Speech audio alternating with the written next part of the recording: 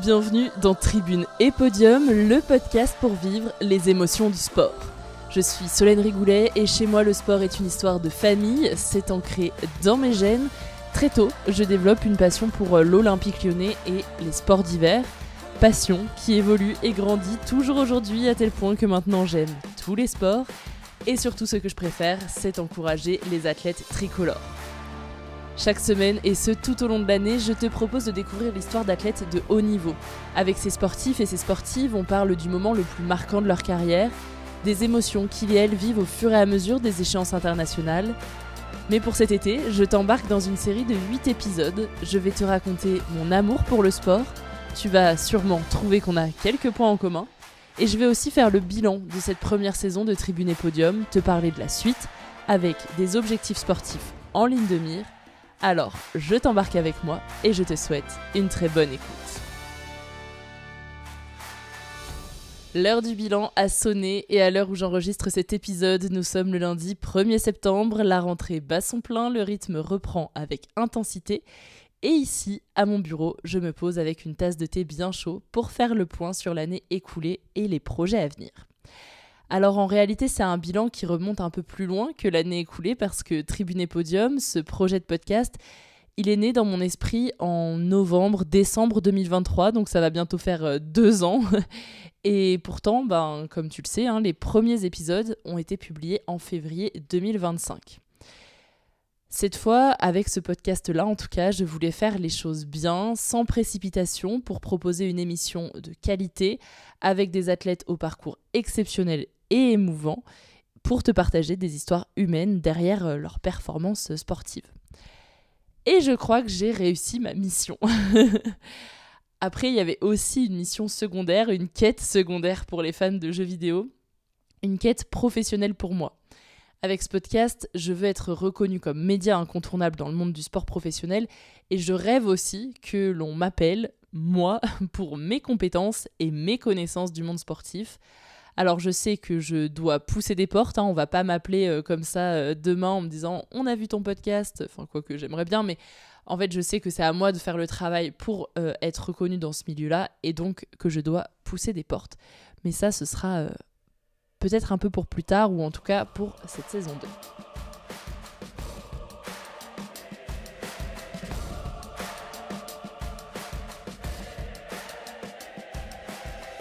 Avant tout, avant de répondre aux questions que tu as pu me poser sur les réseaux ou de faire un bilan un peu plus détaillé, je vais faire un récap chiffré de cette première saison de Tribune et Podium. Donc la saison 1, c'est 19 témoignages partagés, athlètes, journalistes, aventuriers et autres. En tout cas, toutes les personnes qui gravitent autour du sport professionnel. Et c'est près de 45 000 écoutes sur l'ensemble de ces épisodes.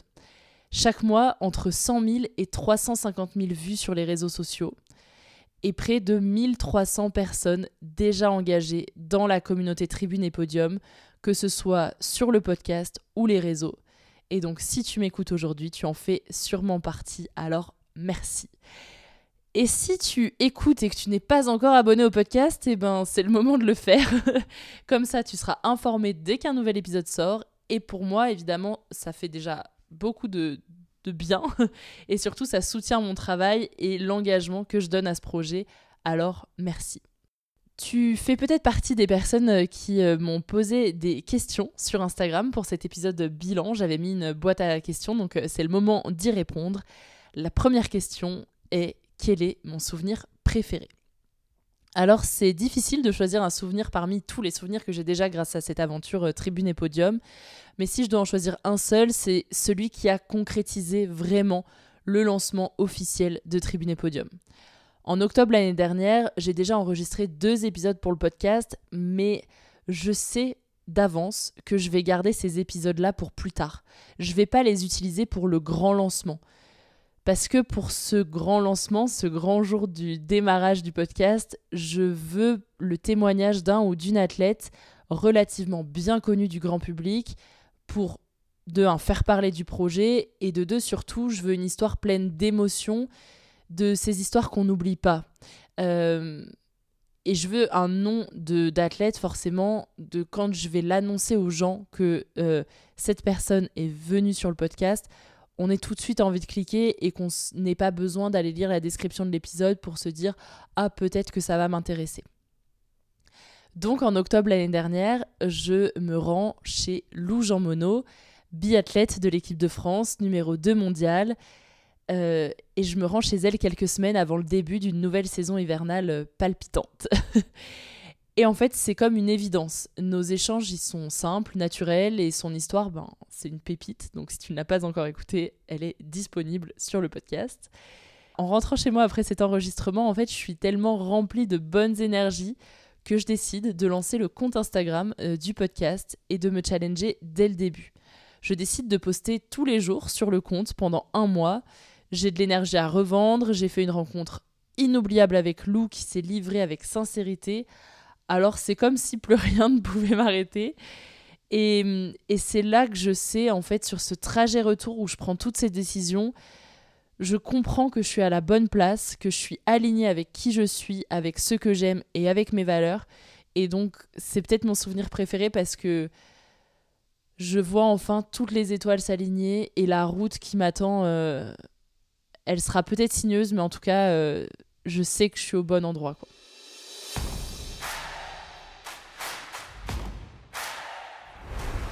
Est-ce que la réalité est à la hauteur du projet imaginé ? Alors ça, c'est une très bonne question et c'est difficile d'y répondre parce que le projet imaginé est un projet sur plusieurs années avec en ligne de mire les Jeux Olympiques et Paralympiques de 2030 qui auront lieu dans les Alpes françaises. Alors, pour l'instant, à moins d'1 an du lancement officiel de Tribune et Podium et à quelques années de cet objectif de 2030, je dirais que oui, la réalité est à la hauteur du projet imaginé. En fait, même en 6 mois, ce projet il a déjà dépassé 99% de mes attentes. Je me fais un nom auprès des athlètes et de leurs agents, à tel point que maintenant, certains choisissent de travailler avec moi parce qu'on est alignés sur notre vision du sport. Toi qui m'écoutes et tous les autres, vous êtes de plus en plus nombreux à prendre le train en marche et j'en suis plus qu'heureuse. Je reçois des retours pour chaque témoignage que je partage. Quand tu m'écris pour me dire ce que tu as pensé de l'épisode, ce que tu as ressenti ou pour toute autre raison, ça prouve la valeur de mon travail, ça prouve son utilité et surtout ça me donne envie de continuer ad vitam aeternam. Je suis aussi allée sur des événements sportifs pour couvrir certains résultats. Et j'ai même eu une stagiaire pendant plusieurs semaines. Non mais, pardon, mais je suis qui en fait ? Donc tout ça réuni, ça dépasse tout ce que j'avais pu imaginer en février quand j'ai appuyé sur publier, quand j'ai publié l'épisode de Lou. Donc oui, franchement, la réalité est aussi belle que ce que j'avais imaginé. Mais, parce qu'il y a toujours un mais, enfin en tout cas souvent, j'ai dit 99% de mes attentes ont été dépassées, mais il manque 1%. Ce 1% qui manque, c'est le financier. Parce que produire du contenu gratuit pour toi, ça a un coût pour moi. Les trajets en train pour enregistrer, le travail d'Alice, ma monteuse, le temps passé à travailler sur chaque épisode, les invitations, la prépa des interviews, la communication, bref, tout ça, ça a un coût. Et c'est là le plus gros enjeu du moment en fait pour Tribune et Podium et pour moi, c'est de trouver des sponsors, des marques, des partenaires. Aujourd'hui, je cherche des sponsors avec qui collaborer financièrement sur le podcast pour leur apporter de la visibilité, pour te faire découvrir des marques utiles pour toi et ta pratique sportive et pour me permettre de faire durer Tribune et Podium. C'est un partenariat gagnant, quoi. Alors, sait-on jamais, si tu travailles de près ou de loin dans le domaine du sport et que tu veux travailler avec moi pour faire connaître ta marque, auprès de mes auditeurs et de mes auditrices, mes mails sont ouverts.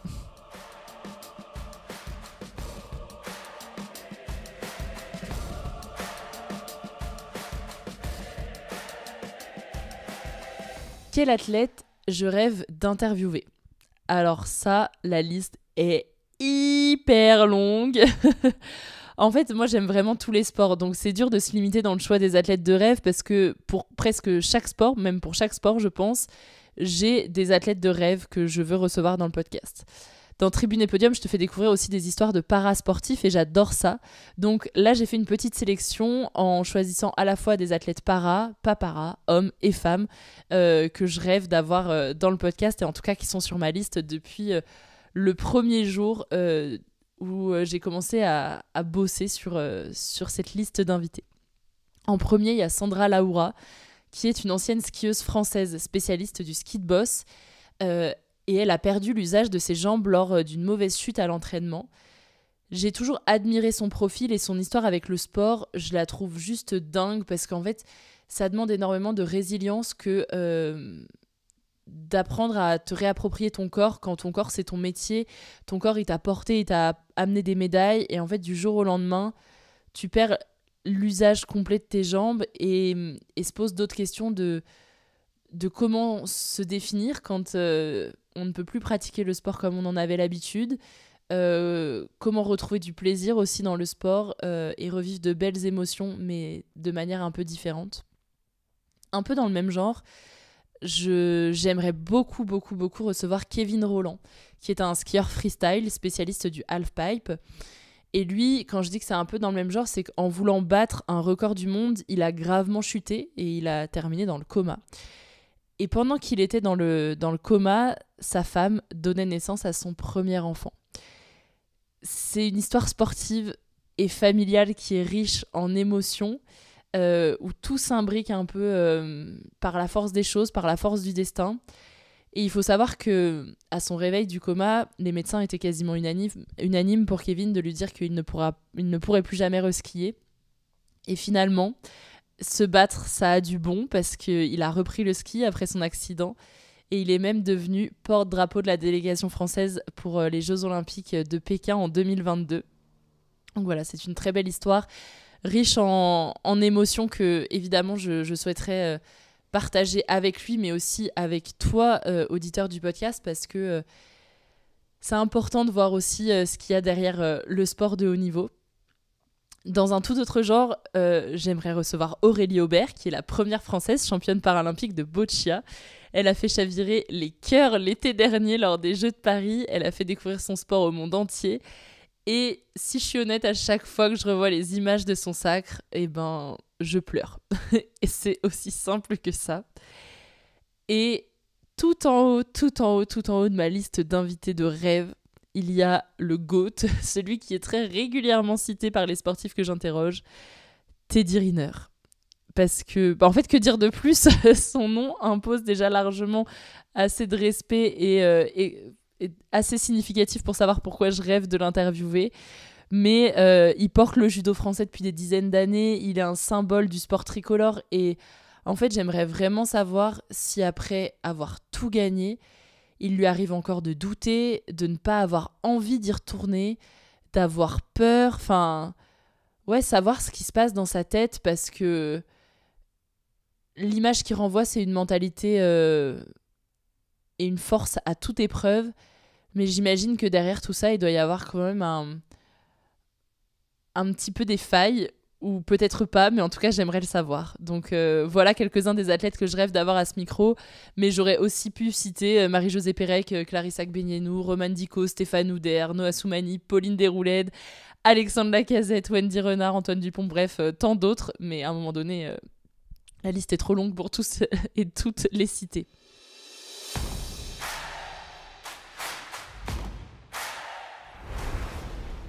Quelle a été ma plus grosse galère ? Alors, ma plus grosse galère, elle est assez récente, et c'est d'ailleurs la première fois que ça m'arrive en 5 ans de podcast.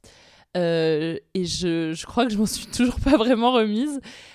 Pour tout expliquer, en fait, je m'organise avec une invitée pour enregistrer avec elle.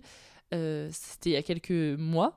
Et tout était assez fluide, elle est hyper motivée. De mon côté, j'ai hyper hâte de découvrir son histoire. Et jusque-là, en fait, tout se passe bien, tout se passe comme d'habitude avec mes invités. Et il faut savoir que moi, je fais 95% de mes enregistrements en présentiel. Donc, une fois que tout est calé, j'ai tendance à prendre mes billets de train ou alors je loue une voiture selon la destination. Bref, c'est un engagement financier aussi de ma part une fois qu'on a fixé la date, quoi.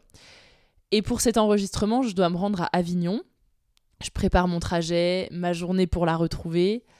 Mais une semaine avant l'enregistrement, je la relance pour tout confirmer. Et j'ai aucune nouvelle. Là, je me dis que ça commence à sentir le roussi. Et c'est le matin même. Après, moi, je continue de me dire, peut-être que voilà, elle a juste oublié de me répondre, que bref, elle a des petits soucis avec son téléphone. Et en fait, ça m'arrive parfois, moi aussi, de mettre du temps à répondre. Donc, en fait, je commence pas à en tenir rigueur. Je me dis, je continue de m'organiser comme si j'avais des nouvelles. Et puis, on verra bien ce qui se passe, quoi. Et le matin même, alors que je m'apprête à partir, elle me décommande. Elle m'explique la situation qui semble compliquée de son côté. Et elle annule, tout bonnement, l'enregistrement. Et en vrai, sur le coup, ça me saoule. Enfin, si je suis totalement honnête, ça m'énerve parce que cet enregistrement, il est calé depuis plus d'un mois. Tout était préparé. Moi, comme je dis, c'est une organisation aussi en amont. Enfin, j'organise mon planning pour ça et je trouve que c'est pas... Enfin, je peux dire irrespectueux, c'est peut-être un peu fort, mais ouais, je trouve qu'il y a un peu une forme de manque de respect. Alors après, on sait jamais ce qui se passe dans la vie des gens. Donc, je lui laisse le bénéfice du doute, je lui laisse la possibilité d'une seconde chance. Oui, je suis choquée, mais j'ai pas envie de juger, même si ça m'énerve et que ça m'agace. Mais bon, je vais m'en remettre, c'est pas grave, il y a plus grave dans la vie.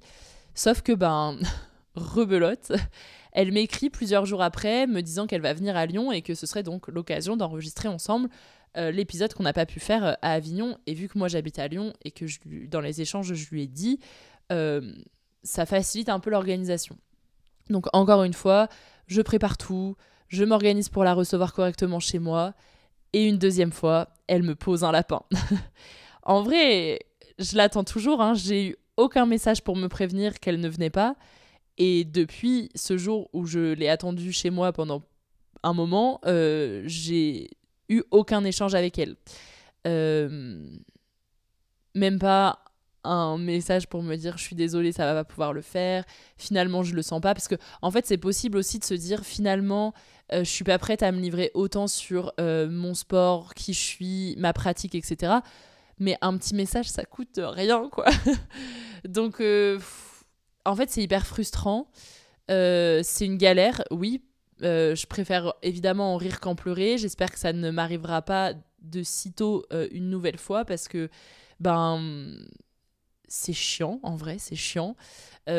Après, malheureusement pour elle et pour moi, tout simplement, j'ai décidé de faire une croix sur son profil. Et si elle écoute cet épisode, ou si elle décide de me réécrire pour qu'on fasse l'épisode ensemble, je suis désolée, mais ce sera non. Parce qu'en fait, je peux pas continuer d'insister auprès des gens et de m'organiser moi pour enregistrer un épisode si la personne, elle me renvoie pas un peu aussi l'ascenseur, quoi.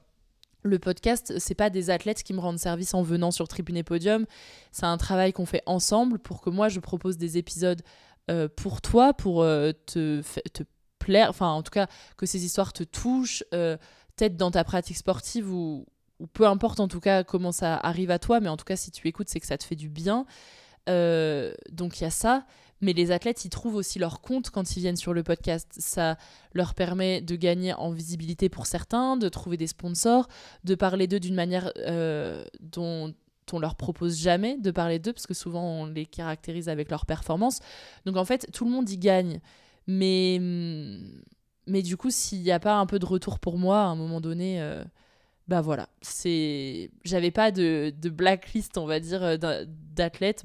Malheureusement, elle a commencé cette blacklist et donc c'est une galère. Mais voilà, en fait, si je la croise dans la rue, je vais pas lui cracher au visage, bien sûr que non. C'est juste que voilà, parfois, le respect, ça doit aussi un peu aller dans les deux sens, et ça m'a un peu blessée, en fait, en quelque sorte. Donc voilà, je vais pas en faire des caisses, je vais pas... en pleurer et en écrire un livre, mais voilà. En tout cas, ça te donne aussi l'explication de pourquoi la saison 1 a eu seulement 19 épisodes et pas 20, alors que je m'étais engagée à en proposer 20. Mais après ces échanges-là et ces 2 lapins, j'avais pas l'énergie ni l'envie de me battre pour enregistrer un épisode en 2 spies avec un athlète que j'aurais dû caler dans son planning hyper vite fait, mal fait en fait. Donc... j'avais pas envie. La saison, elle s'est terminée un peu plus tôt. Maintenant, tu sais pourquoi. Des galères comme ça, j'en avais jamais vécu. Alors, oui, quand je fais le choix de proposer un épisode par semaine et que je suis seule à tout faire derrière Tribune et Podium, oui, parfois, c'est compliqué. Il y a des semaines où je stresse de pas avoir de témoignages, j'ai peur de pas avoir assez d'avance. Mais c'est le jeu, et dans ce jeu-là, ça arrive qu'on nous mette de sacrés bâtons dans les roues. et qu'on perde. Donc voilà, c'est pas grave, il y a évidemment plus grave dans la vie, mais maintenant tu sais pourquoi il y a eu seulement 19 épisodes en saison 1 et pas 20 comme prévu.